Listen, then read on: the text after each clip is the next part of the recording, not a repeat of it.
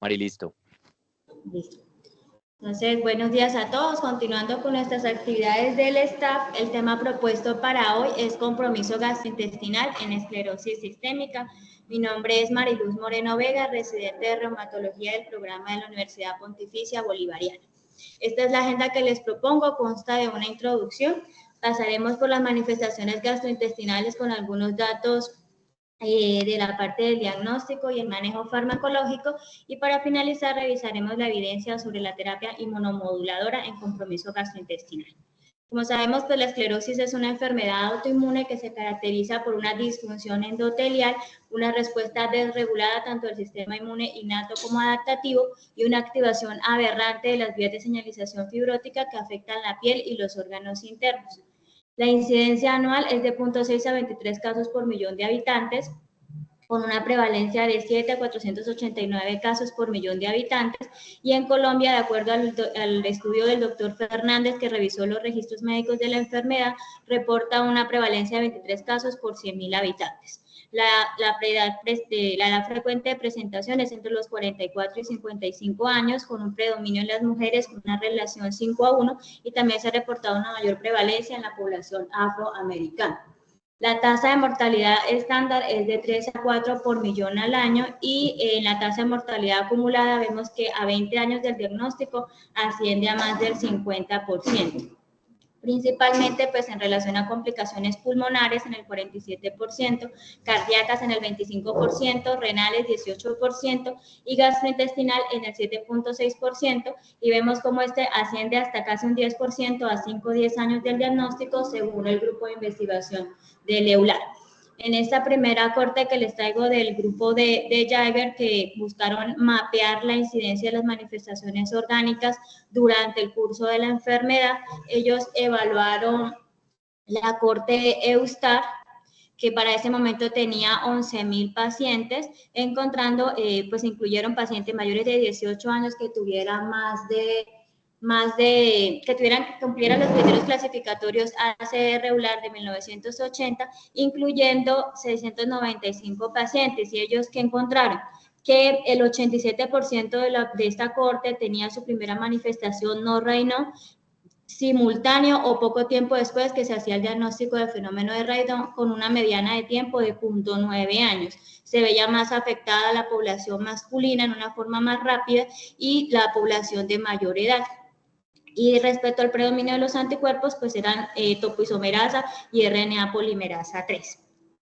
Encontraron que el 90% de esa población tenía manifestaciones no Raynaud en los primeros 2 años del diagnóstico en relación a compromiso pulmonar, con un DLCO menos de 80%, el compromiso cutáneo y el compromiso gastrointestinal, que en menor frecuencia pues encontrábamos úlceras digitales, el compromiso cardíaco, el componente restrictivo y la hipertensión pulmonar y la crisis renal. Dentro de este compromiso gastrointestinal, que es el que nos atañe el día de hoy, reportaban en el 57% síntomas esofágicos, 19% estomacales y 17% intestinales. Y en el análisis multivariado, pues asociaron la edad avanzada con un hazard ratio de 1.01 por cada aumento de año en la edad, y afectación cutánea difusa con un hazard ratio de 1.35. Este estudio pues es relevante porque señaló que el 50% de las manifestaciones orgánicas incidentales se presentaban dentro de los primeros 2 años de la enfermedad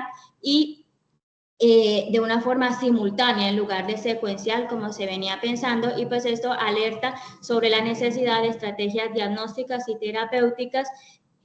oportunas que nos permitan pues no perdernos esa ventana de oportunidad para el tratamiento de esas complicaciones. Entonces, como vemos, el tracto gastrointestinal es el segundo órgano más afectado después de la piel en esclerosis sistémica. Puede afectarse cualquier parte del tracto digestivo, desde la boca hasta la unión anorrectal, y se reportan hasta un 70% de frecuencias en los síntomas intestinales en general y un 90% tratándose de síntomas esofágicos. Lo que describen principalmente es meteorismo, dismotilidad del esófago, dispepsia, disfagia, náuseas, vómito, diarrea y estreñimiento. En esta otra corte que revisa Schmeisser, como dentro del plan de investigación de la red alemana de esclerosis sistémica, ellos le aplicaron a 90 pacientes un cuestionario de 12 ítems encontrando que dentro de los síntomas más prevalentes estaba dentro del compromiso de tracto digestivo inferior, meteorismo en el 80%, junto con diarrea, dolor abdominal, constipación e incontinencia fecal hasta en el 23%. Y compromiso del tracto digestivo superior con ronquera, tos, pirosis, náusea, vómito en otro 80, 73 y 44%. Lo de resaltar es que al año del seguimiento de estos pacientes, si vemos, no hubo una variación significativa en el registro de los síntomas, a pesar de que el paciente estaba recibiendo manejo farmacológico y en algunos casos incluso empeoramiento, como en el estreñimiento y en el meteorismo. Lo otro de resaltar de esta cohorte es que cuando se compara con los registros de los médicos hay un subregistro importante en esta sintomatología, lo que subraya pues la necesidad de una evaluación gastrointestinal más exhaustiva en la práctica clínica diaria sobre las manifestaciones gastrointestinales. En esta otra cohorte donde participaron pues el grupo de investigación de la Clínica Universitaria Bolivariana, se incluyeron pacientes mayores de 18 años que cumplían los criterios clasificatorios ACR-EULAR 2013 en un tiempo de inclusión de 10 años. Se incluyeron 44 pacientes donde vemos que la mediana de la edad fue 59 años, predominio una población femenina. Encontramos que la variante cutánea limitada fue la más frecuente en un 61%, seguida de la cutánea difusa en un 36%, y dentro de esas manifestaciones orgánicas, 100% de compromiso cutáneo, musculoesquelético 59%, pulmonar el 45% y el gastrointestinal la mitad de la cohorte, anotando principalmente datos de disfagia, reflujo, pirosis, dispepsia y náuseas. En algo de fisiopatología, pues sabemos que es una enfermedad compleja, que la patología pues no se ha dilucidado por completo, pero se entiende que en un paciente con una predisposición genética, la exposición a ciertos factores ambientales da lugar a unos cambios epigenéticos que van a promover unas características especiales que son esa disfunción en el endotelio con una alteración en el equilibrio de las sustancias vasoconstrictoras y vasodilatadoras que va a dar lugar pues al engrosamiento de la pared vascular, la disminución de la luz, reducción de los capilares y la hipoxia tisular. Además hay una mayor expresión de moléculas de adhesión que van a facilitar el reclutamiento de células inflamatorias que se activan con la consecuente liberación de citoquinas, quimoquinas y factores de crecimiento que van a terminar activando células como los fibroblastos que pasan de su fenotipo quiescente a la forma de miofibroblastos con producción de colágeno y de otras componentes de la matriz extracelular que se termina depositando en los tejidos. Acá pues de resaltar este proceso de transdiferenciación en donde no solamente las células endoteliales y los pericitos, sino otras células como los adipocitos, los fibrocitos, pierden sus fenotipos celulares basales y adquieren fenotipos de células mesenquimales, que pues a la final lo que implica es una acumulación de miofibroblastos y pues la mayor producción de ese colágeno. En la parte gastrointestinal pues se habla que con ese aumento del depósito del colágeno se conducen una serie de cambios fibróticos en el tracto gastrointestinal que resulta en la dismotilidad, la malabsorción y la dilatación del intestino. Ya hace 3 décadas Sjögren había planteado como su hipótesis clásica que el proceso ocurría por un proceso secuencial que incluía una disfunción neuronal. De algunos de estos pacientes han señalado que lo que más predomina es esa atrofia del músculo liso, incluso en esos tejidos atróficos el componente inflamatorio y vasculopático no es tan marcado, lo que pues se ha sumado como la evidencia que el objetivo o el blanco de esta respuesta inmune disregulada es la disfunción neuronal. Entonces, esto pues en relación a que se ha evidenciado la presencia de anticuerpos contra los receptores de muscarina, los receptores de acetilcolina, vinculina, que al unirse a sus respectivos receptores bloquean esa neurotransmisión colinérgica y eso daría paso a la atrofia con la consecuente dismotilidad del tracto gastrointestinal y la estasis. En esta imagen pues también nos resalta ese papel cada vez más relevante del microbioma, no solo intestinal, pues enmarcando que frente a disbiosis se va a producir hay una producción desregulada de óxido nítrico con alteración del flujo sanguíneo, de la mucosa, de la función de la mucosa y de la diversidad microbiana que favorece la dismotilidad del tracto gastrointestinal. Como les mencionaba, pues no solamente de la microbiota intestinal, sino también a nivel de la piel y a nivel del pulmón, que como vemos, pues junto con el intestino serían las barreras corporales principales, en donde el sistema inmune pues se ve constantemente expuesto a ese microbioma y que lo que se piensa es que de alguna forma modela o modula esa respuesta inmune y frente a una disbiosis, pues fácilmente se desencadena una respuesta desregulada. Ya entrando a las manifestaciones del tracto gastrointestinal, tenemos que a nivel del tracto gastrointestinal superior se presentan en cerca del 94%, pueden ocurrir de forma aislada o de forma combinada, dificultando aún más el diagnóstico y el tratamiento. A nivel de la cavidad bucal tenemos que por lo general la clínica inicia con rigidez lingual, que se puede acompañar entonces de dificultad en la deglución y dificultad en el habla, disgeusia y estomatodinia. En un 68% estaba descrita serostomía, que pues es secundaria a la fibrosis de las glándulas salivares, diferente de lo que vemos en el Sjögren, que hay un infiltrado linfocítico, pero similar a esta, pues sería importante una biopsia de glándula salivar menor como herramienta diagnóstica principal para evaluar el riesgo de linfoma, que en pacientes con esclerosis con alta predisposición se estima una frecuencia de hasta un 5%. También esa serostomía favorece las caries y la enfermedad periodontal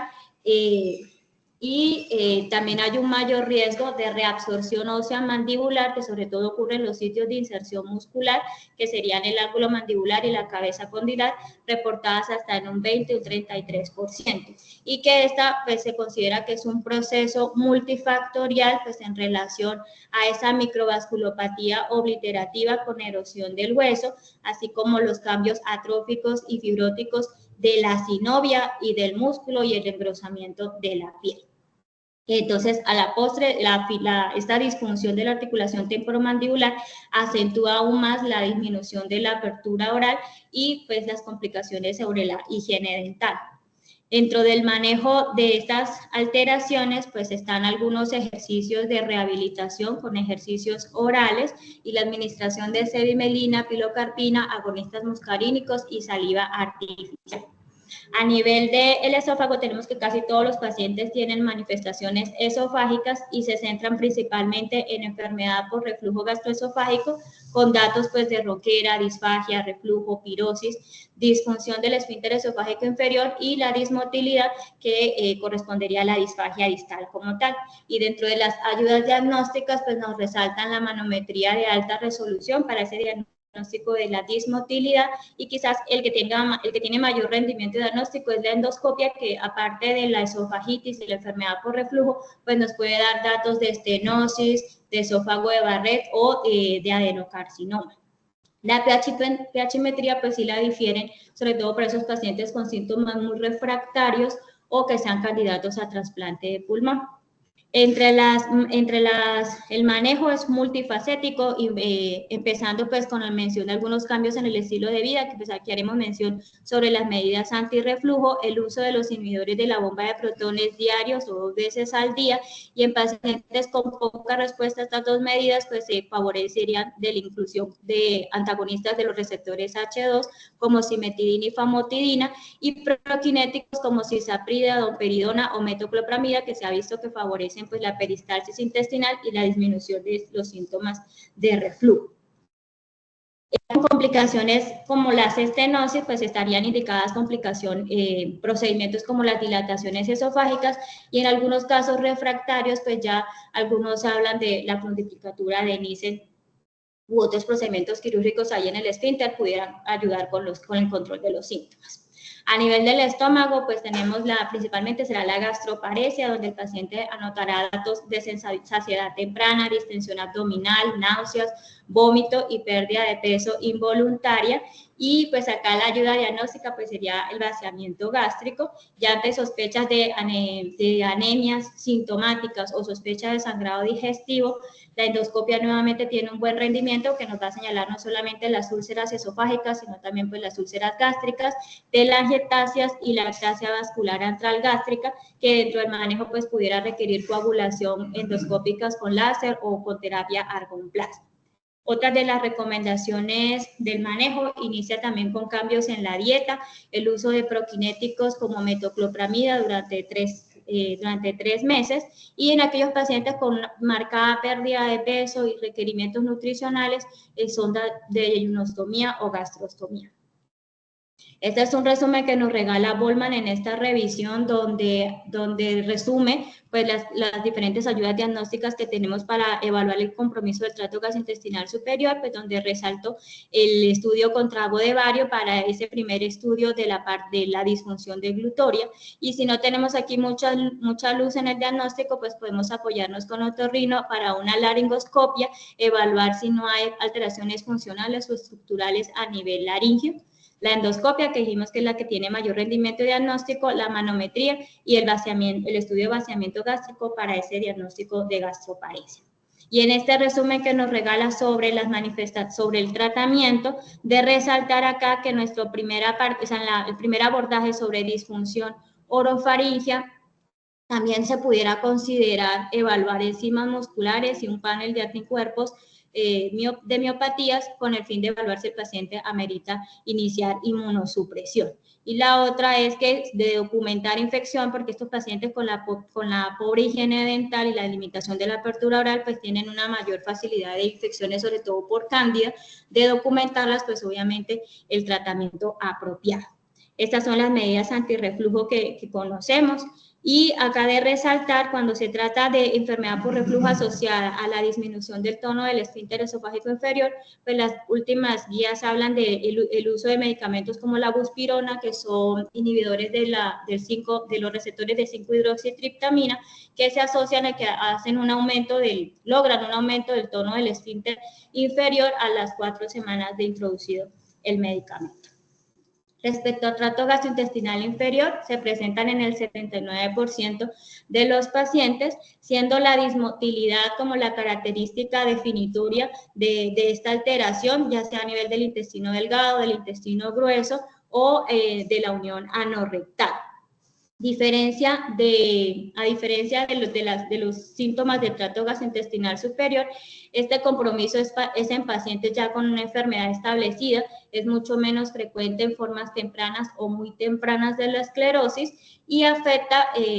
digamos, los síntomas son más preocupantes porque afectan profundamente el funcionamiento social y el bienestar emocional del paciente. La dismotilidad del intestino delgado se describe hasta en el 88%, con datos de meteorismo, cambios en el hábito intestinal con estreñimiento y diarrea y la pérdida de peso, y en un 62% se describe el sobrecrecimiento bacteriano del intestino delgado, cuya etiología pues es multifactorial en el marco de el uso de medicamentos que suprimen la secreción gástrica, la dismotilidad del intestino delgado o del intestino grueso y la disfunción de la válvula ileocecal. El paciente anotará datos como náuseas, vómitos, saciedad temprana, distensión abdominal, diarrea, flatulencia excesiva y pérdida de peso. El gol estándar para el diagnóstico sería un cultivo aspirado yeyunal con el hallazgo de más de 1000 unidades formadoras de colonias. Sin embargo, por la practicidad, digamos, mayor disponibilidad en el ámbito clínico y su carácter de no invasividad, lo que se hace son pruebas de aliento de hidrógeno y metano después de la administración de un bolo de glucosa o lactulosa, que esto tiene una sensibilidad del 62% y una especificidad del 80% para el diagnóstico de SIBO. Y dentro del manejo farmacológico, pues lo que se plantea es el uso de esquemas alternativos de antibióticos de tipo quinolonas, tetraciclinas, metronidazol, trimestoprim sulfa y rifacimina durante 14 días. La evidencia sobre el uso de rifacimina en SIBO pues es extrapolada de estudios de SIBO en otras condiciones como colon irritable. Aquí les traigo uno de estos primeros trabajos que fue el de Peralta, donde incluyó 115 pacientes con colon irritable, de los cuales 97 pacientes accedieron a realizar un test del aliento con lactulosa, encontrando que en el 56% tenía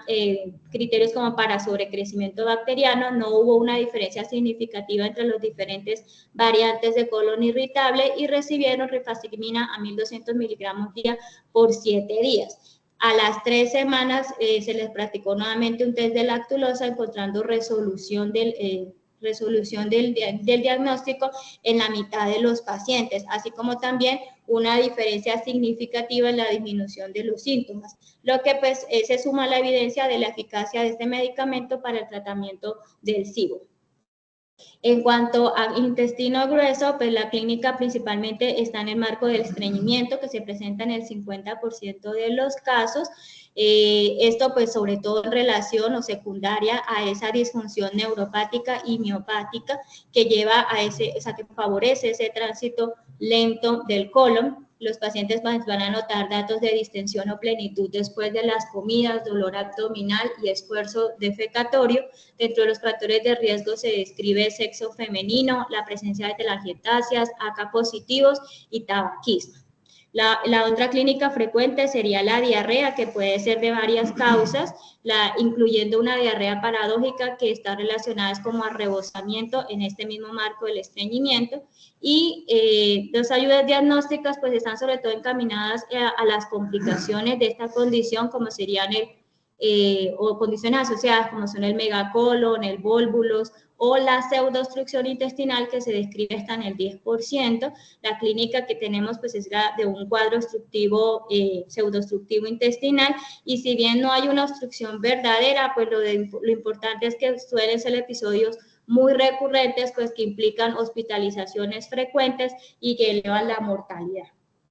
Dentro del manejo pues está algunas modificaciones en la dieta con el uso de probióticos, una dieta baja en oligosacáridos fermentables, disacáridos, monosacáridos y polioles, utilizar en caso de predominio de estreñimiento laxantes, estimulantes y ablandadores fecales o agentes secretores como la lubiprostona, la linaclotida y la plecanatida, y agentes prokinéticos como la prucaloprida. Y ya si el predominio es diarreico, en algunos casos pues se pudieran indicar antidiarreicos como la loperamida y las resinas fijadoras de los ácidos biliares. Acá es importante que no olvidemos el diagnóstico diferencial con la mala absorción de ácidos biliares, la intolerancia a la fructosa, el SIBO y la amiloidosis. Y ya en la parte de la disfunción anorrectal se describe hasta en el 50-70% de los casos. Nuevamente el compromiso es prácticamente por la alteración neuronal, y lo que se describe es incontinencia fecal en el 40%, prolapso rectal, también enfermedad hemorroidal. Y aparte de dentro del manejo de estos pacientes, aparte de las modificaciones en la dieta, de pronto algunos antidiarreicos, antibióticos en caso de SIBO asociado, se recomienda también el entrenamiento de biorretroalimentación anorrectal y la estimulación del nervio sacro. En el resumen que nos regala Bollmann, aquí están como los hallazgos de lo que podemos encontrar en esas pruebas diagnósticas para compromiso del tracto gastrointestinal inferior. Tenemos las radiografías, pues las asas dilatadas, la manometría intestinal pues, va a mostrarnos esas contracciones de amplitud lenta o los complejos motores migratorios ausentes y prolongados, la gamografía y las cápsulas entéricas para la evaluación de ese tránsito colónico lento. Y aquí pues de resaltar que si es conocido que el paciente tiene una gastroparesia grave, pues no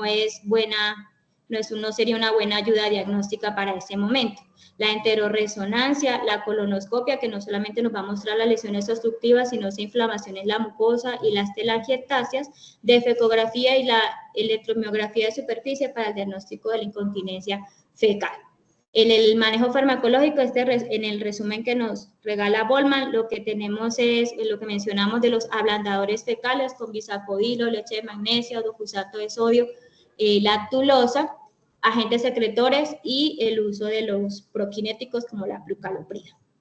En otras manifestaciones ya menos frecuentes a nivel del hígado tenemos la expresión es en una forma de hepatitis autoinmune o una colangitis biliar primaria, donde el tratamiento principalmente es el uso de corticosteroides y ahorradores como la azatioprina. Y páncreas corresponde la insuficiencia pancreática exocrina, donde el manejo pues va encaminado a la suplementación enzimática. Me pareció importante acá traerles este cuadro sobre el diagnóstico diferencial de pérdida de peso en esclerosis sistémica, donde debemos tener como dos marcos grandes, que es si es por un ingreso calórico, si es por un gasto calórico incrementado, que en estos pacientes pues tienen un mayor esfuerzo respiratorio, tienen un mayor esfuerzo para la movilización, pues dada la artropatía, la miopatía, las contracturas articulares y de la piel. Puede ser por la misma inflamación subyacente a la enfermedad o la inflamación secundaria a la infección. Y el otro marco, si es por disminución del gasto del ingreso calórico, como es por la hiporexia, la dificultad para la digestión, pues estos pacientes tienen la limitación de la apertura oral, la pérdida dental, la serostomía, la disfagia, el SIBO, la mala absorción o los mismos efectos colaterales de algunos medicamentos. Ya para finalizar, pues esta parte sobre la evidencia que hay en la terapia inmunomoduladora, el compromiso gastrointestinal, pues esto, como vimos, casi todo el manejo está encaminado al alivio de síntomas. Les traigo entonces este trabajo de Richard en el 2021, que se preguntaron sobre, buscaron pues ellos determinar si la exposición a fármacos inmunosupresores en una forma temprana ayudaba a prevenir la aparición de síntomas gastrointestinales graves. Para eso utilizaron las cohortes canadienses y australianas de esclerodermia. Eran pacientes mayores de 18 años que cumplían los criterios clasificatorios ACR EULAR 2013 y ACR 1980. Durante este tiempo de reclutamiento se incluyeron pacientes que tuvieran una enfermedad de menos de 3 años de evolución y que no tuvieran compromiso de trato gastrointestinal grave, que para ellos estaba definido como pacientes con mala absorción, que tuvieran una pérdida de peso de más del 10%, que requirieran soporte nutricional y que tuvieran al menos un episodio de pseudoobstrucción intestinal. Entonces, y se incluyeron 762 pacientes, donde vemos que la mediana de la edad fue 53 años, fue predominio de la cohorte de género femenino en el 81% y población caucásica en el 87%. La duración de la enfermedad, la mediana fue 1.4 años, hubo un predominio de la variante cutánea limitada, ya que la cutánea difusa se reportó en un 42%, y vemos que ese compromiso, el comportamiento de los anticuerpos, como es de esperar, pues pensando que era más la cutánea limitada, pues un 33% eran AK positivos, y ya en segundo y tercera teníamos los anticuerpos antitopoisomerasa y RNA polimerasa 3. De estos 762 pacientes, 319 estuvieron expuestos a terapia inmunosupresora y 443 no estuvieron expuestos, que para ellos exposición era que se hubieran expuesto a alguno de estos medicamentos, que en la corte se lograron datos sobre metotrexate, azatioprina, mofetilmicofenolato, ciclofosfamida. No hubo exposición a rituximab ni tocilizumab, y los reportes que habían de inmunoglobulinas pues no fueron sistemáticos, por lo que no se tomaron en cuenta. Vemos acá que diferencia entre las cohortes. Lo de resaltar sería que en este grupo de los expuestos pues obviamente tenían una mayor carga sistémica de la enfermedad, con variantes cutáneas difusas en el 63% versus 27% al grupo de los no expuestos. Y en esas manifestaciones, pues no reinó, o el compromiso orgánico pues primaba lo que era la parte intersticial, 38% versus 25%, este componente osteomuscular.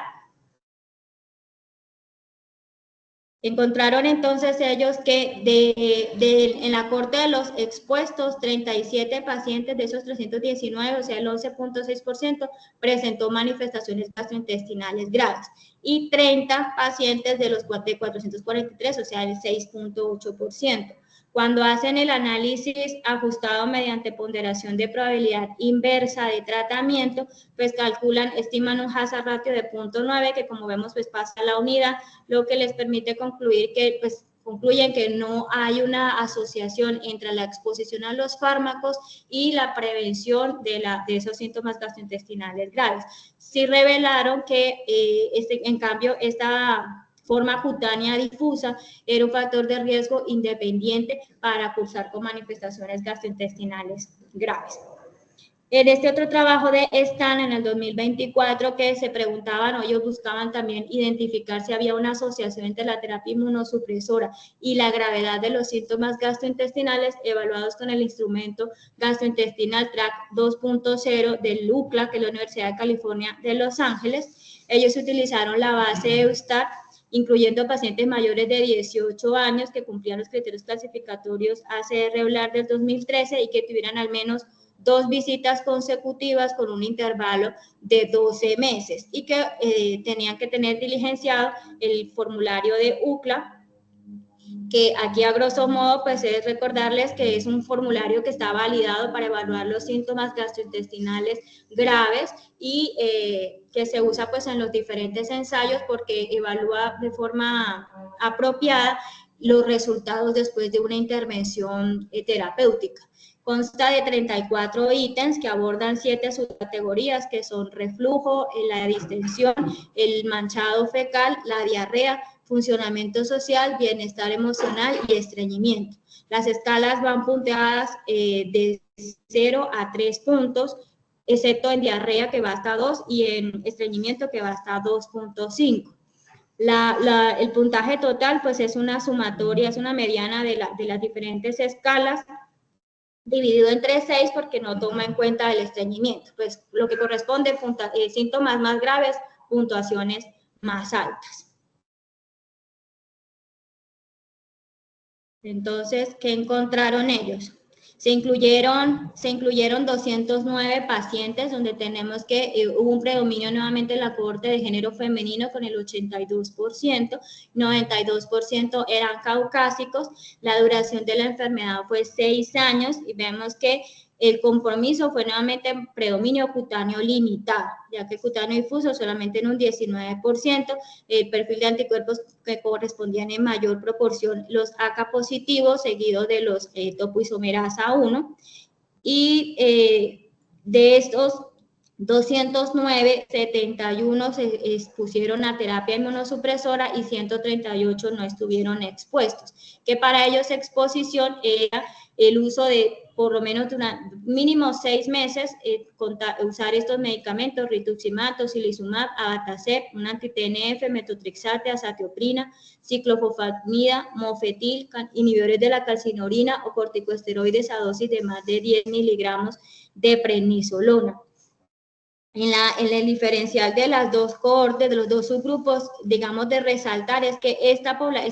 de los expuestos tenían una mayor proporción de población masculina, 28% versus 12%, y también vemos acá que el componente, o sea, la variante cutánea difusa era más frecuente, 31% versus 13%, de esperar, pues acá tenían un mayor predominio de los anticuerpos SCL70 versus estos que contaban con 53% de los AK positivos. Y dentro de ese compromiso orgánico, pues primaba el componente en piel, esta parte de las contracturas articulares, y el compromiso intersticial que estaba presente en el 50% de la cohorte expuesta a inmunosupresores. Acá, como de resaltar los gastrointestinales, habían algunos datos como síntomas esofágicos, síntomas a nivel estomacal, intestino, mala absorción y el SIBO. 25% de esta cohorte, de la cohorte total, estuvo expuesta a tratamiento inmunosupresor previo, que para ellos era que hubiera recibido por lo menos 3 meses alguno de estos medicamentos, 6 meses antes de la exposición de nuevo a estos medicamentos, y en el caso de rituximab por lo menos 1 año.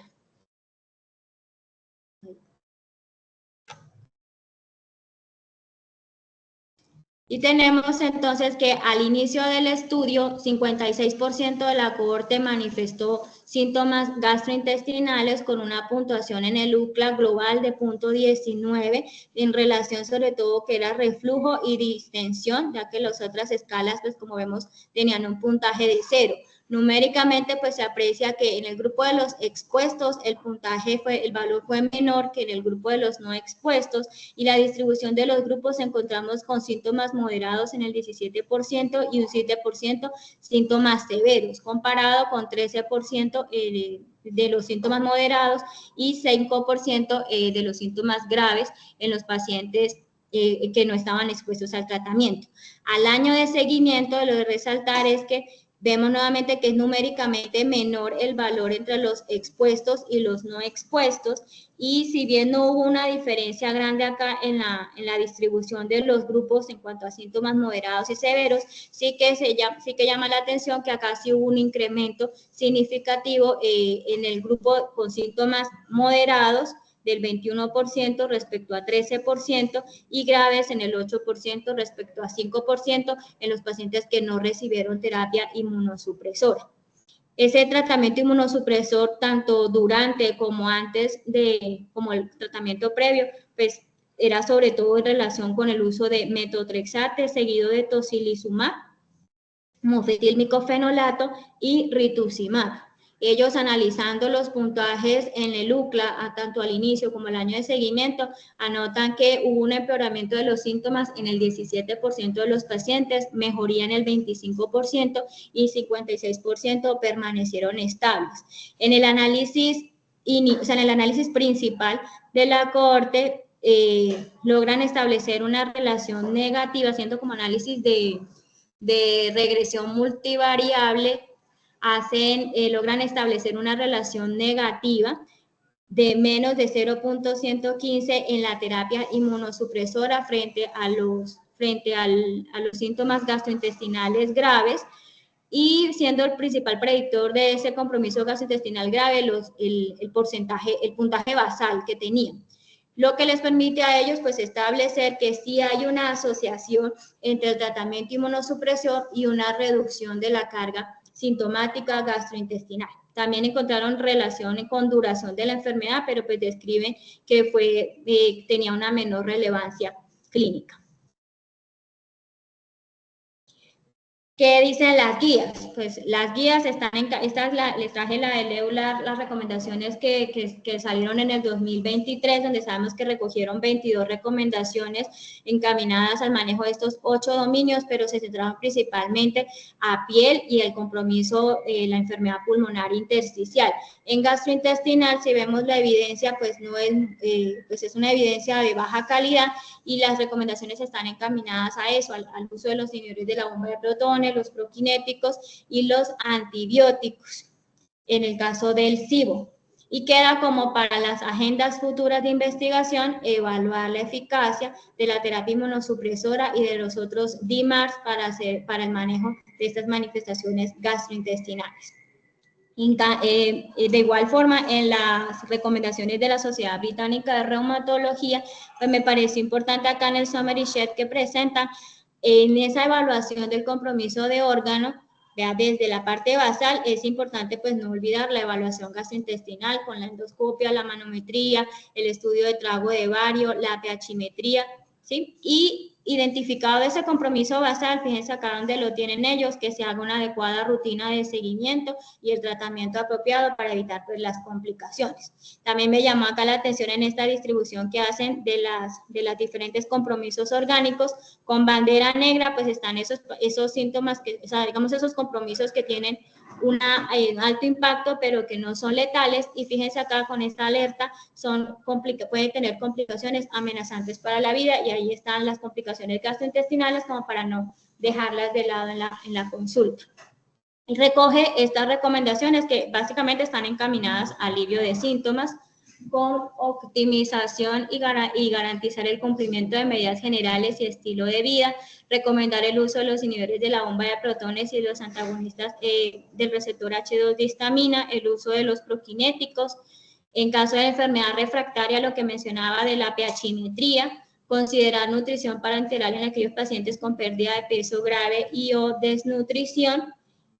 El uso intermitente de antibióticos orales de amplio espectro para el manejo del SIBO, recomendando pues la rifaximirina en caso de pues, antidiarreicos o laxantes para el manejo de diarrea o estreñimiento. Las intervenciones quirúrgicas solo cuando sea esencial y no haya alternativas, y la recomendación sobre la fisioterapia del suelo pélvico, incluido el entrenamiento de la biorretroalimentación anorrectal en aquellos casos seleccionados de incontinencia. Como esta guía traía algunos apuntes para las formas juveniles, acá en esta recomendación pues sí hablan de que la nutrición, el crecimiento y el estado puberal se evalúen en conjunto con gastroenterología pediátrica y expertos en dietética pediátrica. Entonces, entre mis conclusiones, pues tengo que las complicaciones gastrointestinales de la esclerosis pues pueden afectar la calidad de vida y aumentar el riesgo de mortalidad, y se requieren enfoques multidisciplinarios para el manejo sistemático de las complicaciones gastrointestinales asociadas con la esclerosis. Y pues que se necesita con urgencia terapias modificables de la enfermedad que nos permitan prevenir la progresión de este compromiso, y esos objetivos pues así como se está planteando, pues van encaminados sobre el sistema nervioso autónomo, el sistema inmunológico y el microbioma intestinal. Pues quedamos atentos a esas nuevas recomendaciones que arrojen las grandes sociedades sobre cómo se puede abordar de forma más temprana. Gracias. Pues quedo atenta a comentarios.